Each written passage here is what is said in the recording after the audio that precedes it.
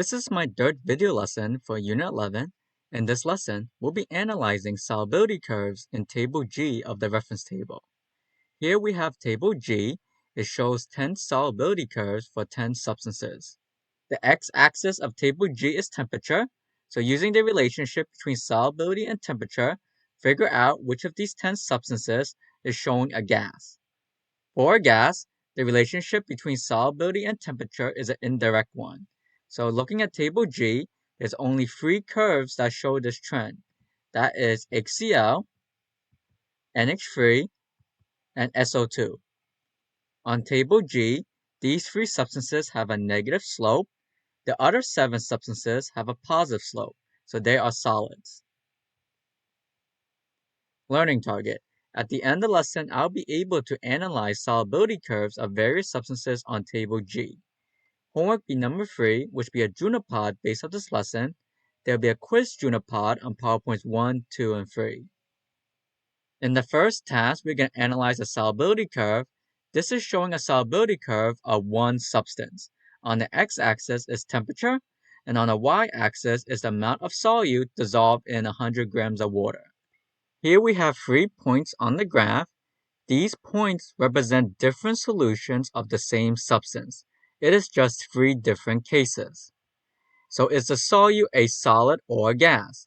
Since the solubility curve is showing a direct relationship between solubility and temperature, the solute is a solid. Number 2, label saturated, unsaturated, supersaturated on the graph. Saturated is any point on the line.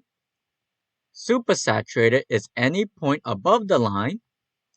Unsaturated is any point below the line. So here's your solubility curve. Any point on the line is considered saturated. Any point below the line is considered unsaturated. Any point above the line is considered supersaturated. How much solute and solvent in all 3 solutions?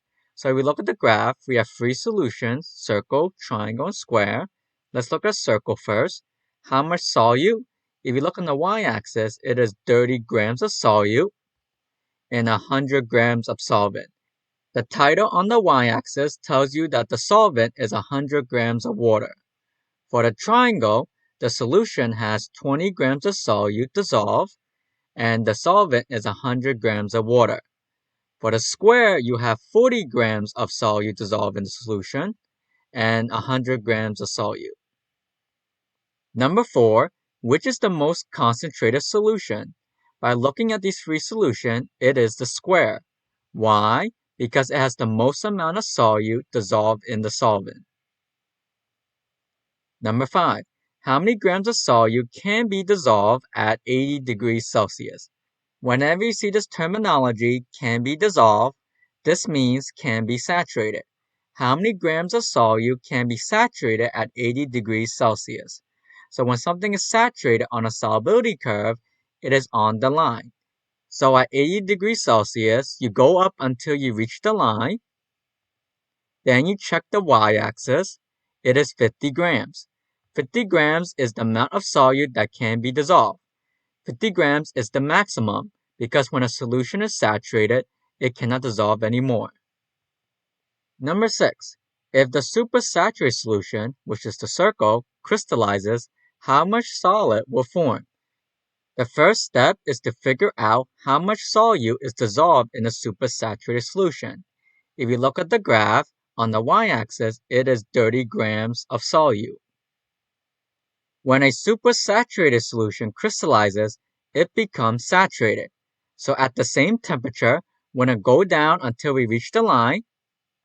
At this point, which is saturated, the amount of solute dissolved is 10. By subtracting these 2 masses, we get the mass of the solute that crystallized. So in this question, 20 grams of the solute crystallized. Now we're going to analyze Table G, which shows 10 solubility curves of 10 substances.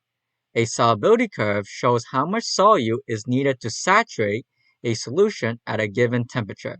Each curve shows the amount in grams of the solute that will form a saturated solution in 100 grams of water. The title of the y-axis tells you that the solute is dissolved in 100 grams of water. Basically, it is a graph of the grams of solute per 100 grams of water versus temperature, which is the x-axis. A 200-gram sample of water instead of 100 grams would be able to dissolve twice as much at each temperature.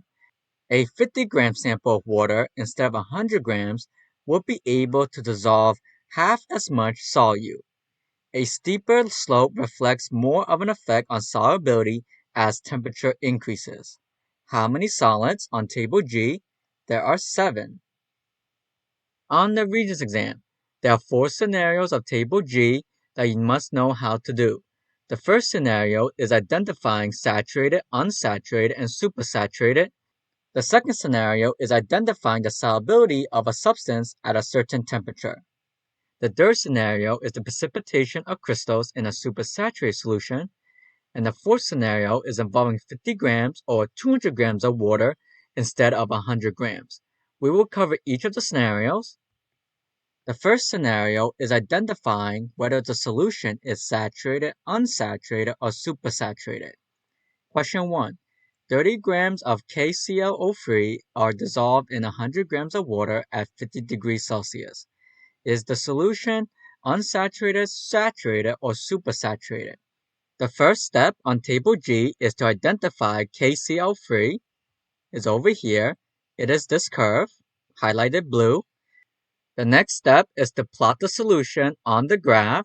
The solution is at 50 degrees Celsius, and 30 grams of KCl3 is dissolved. This point represents the solution. Since the point is above the line, it is considered supersaturated. Learning check number 1. 10 grams of KCl3 are dissolved in 100 grams of water at 50 degrees Celsius. Is the solution unsaturated, saturated, or supersaturated? Pause the video and resume when completed. The answer is choice 2, unsaturated. On Table G, this is KCl3. If you were to plot the solution at 10 grams of KCl3 and 50 degrees Celsius, it will be this point. Since the point is under the line, it is considered unsaturated. Number 2. A student managed to dissolve 100 grams of Ki in 100 grams of water at STP. Is the solution unsaturated, saturated, or supersaturated? The first step is to identify Ki on Table G. It's over here. The next step is to figure out the temperature at STP, which is 0 degrees Celsius. The next step is to plot the solution at 100 grams of Ki and 0 degrees Celsius. This point represents the solution, and since the solution is under the line, the solution is considered unsaturated. Now try to do questions 3, 4, and 5 on your own. Pause the video and resume when completed. Here are the answers.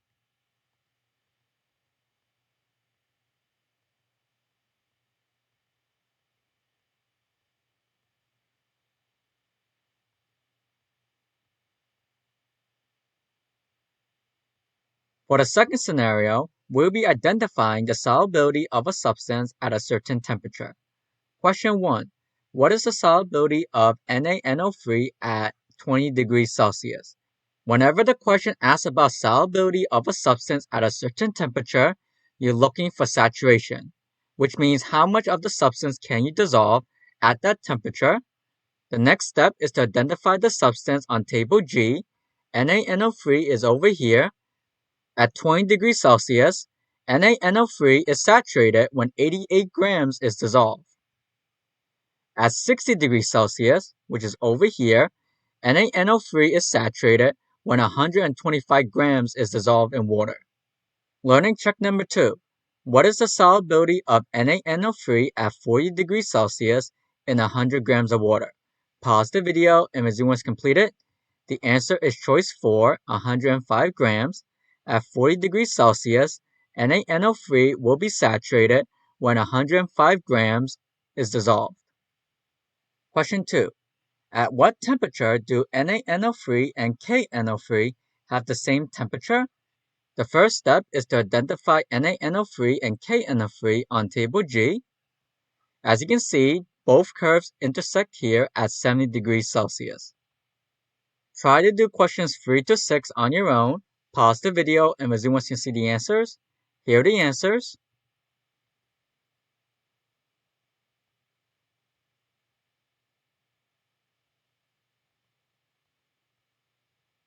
Scenario 3 is the precipitation of crystals in a supersaturated solution. Question 1. You have a beaker with 100 grams of water saturated with NH4Cl at 85 degrees Celsius. How many grams of NH4Cl are dissolved? So first step is to identify NH4Cl on table G. The next step is to figure out how much NH4Cl can be dissolved or saturated at 85 degrees Celsius. So 70 grams of NH4Cl can be dissolved at 85 degrees Celsius. What will happen to the amount of solute dissolved if the solution is cooled to 10 degrees Celsius? By looking at the solubility curve, if the solution is cooled to 10 degrees Celsius, the solubility of NH4Cl will decrease. How many grams of NH4Cl are dissolved at 10 degrees Celsius? At 10 degrees Celsius, there is about 34 grams of NH4Cl dissolved. How many grams of NH4Cl settle out, fall to the bottom of the beaker after it was cooled to 10 degrees Celsius? The question is describing precipitation. How much NH4Cl precipitated after the solution is cooled to 10 degrees Celsius? At 10 degrees Celsius, the solution initially has 70 grams of NH4Cl dissolved and is considered a supersaturated solution. Once the solution precipitates, the solution is considered saturated. The difference between these 2 points is the amount of NH4Cl precipitated. 70 minus 34 is 36 grams. 36 grams of NH4Cl precipitated. Learning check number 3.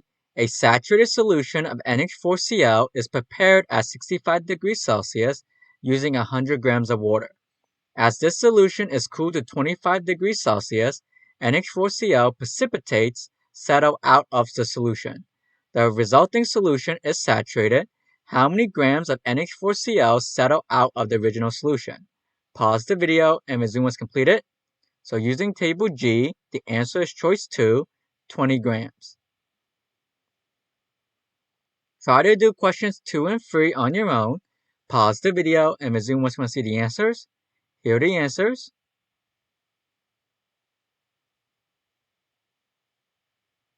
For the last scenario, it involves 50 grams or 200 grams of the solvent water instead of 100 grams. If you notice on table G, each solute is dissolved in 100 grams of water. So what if you have 50 grams or 200 grams of water instead of 100? Question 1. At 50 degrees Celsius, how many grams of NaNO3 can be dissolved in 100 grams of water? The first step is to identify NaNO3 on table G. It is over here.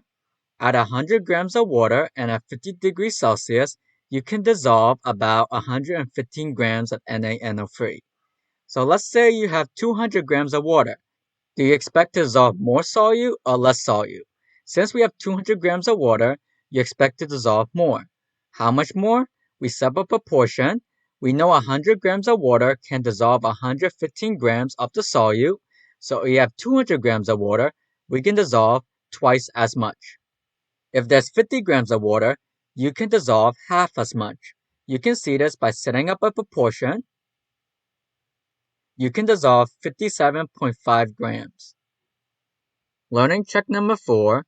According to reference table G, how many grams of NaNO3 would be needed to saturate 200 grams of water at 70 degrees Celsius? Pause the video and resume once completed. The answer is choice 3, 270 grams. Now try to do questions 2, 3, and 4 on your own. Pause the video and resume once completed.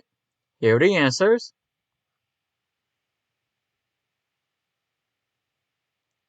This concludes the video lesson. Remember to do the Juniper homework and quiz.